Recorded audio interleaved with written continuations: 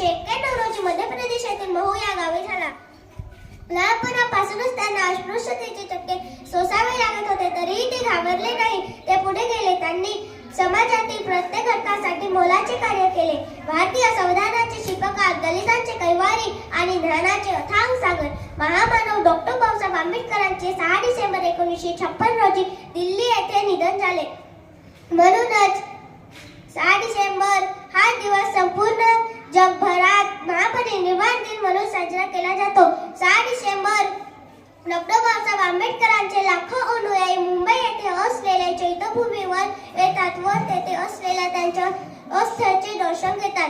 Doctor Babasaheb आंबेडकरांनी निधनापूर्वी बौद्ध धर्म स्वीकारला होता.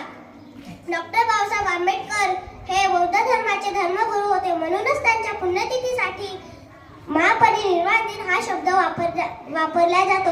सागराचे पाणी कधी आटणार नाही, सागराचे पाणी कधी आटणार नाही, भीमाची आठवण कधी मिटणार नाही, भीमाची आठवण कधी मिटणार नाही. अरे एकच जन्म का 1000 जन्म घेतले तरी बाबासाहेबांचे उपकार कधी मिटणार नाही. जय भीम, जय हिंद, जय भारत. धन्यवाद.